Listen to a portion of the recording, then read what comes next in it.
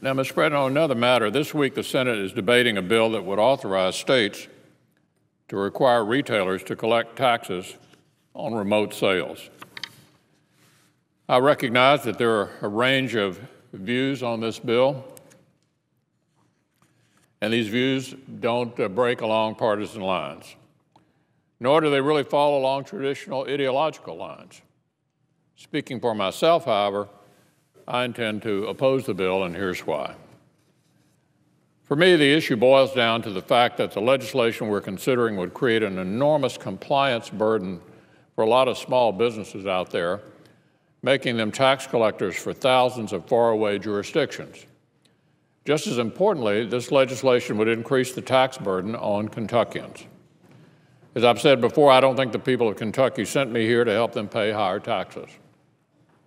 Brick and mortar companies complain about the inequity that exists in current law, where their customers have to pay taxes that online shoppers do not. And frankly, that's a legitimate concern. But by imposing this new internet tax, states would suddenly be empowered to force online retailers to simultaneously comply with all the different tax codes of all the states in which their customers reside, and that is no small feat.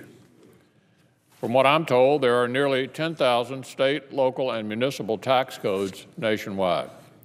And while complying with so many codes might not be a big deal for large online retailers, it's actually a huge burden for the little guys.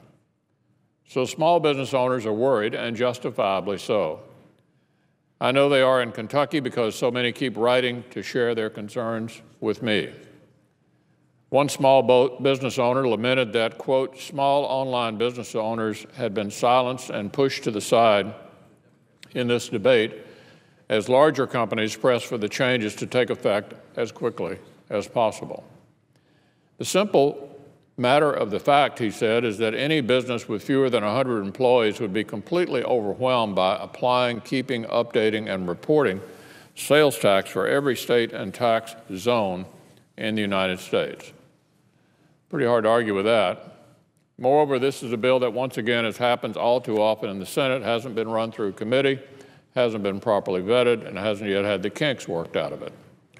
It's not like there aren't other things that can be done to improve tax compliance from online shoppers, things that don't require us to turn private businesses into tax collectors for remote state governments.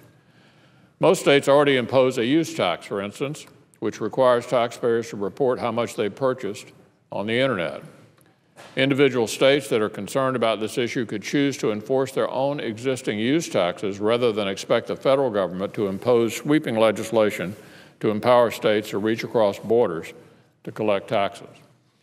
And let's not forget the fact that the internet has been such an enormous source of income, even in these tough economic times. But that's largely because the government has kept its nose out and allowed innovation to flourish. So I won't be supporting this bill. If states decide they need this revenue, they should keep in mind that it's on the little guys who do so much to drive this economy. In my view, the federal government should be looking for ways to help, not hurt these folks. Take care of themselves.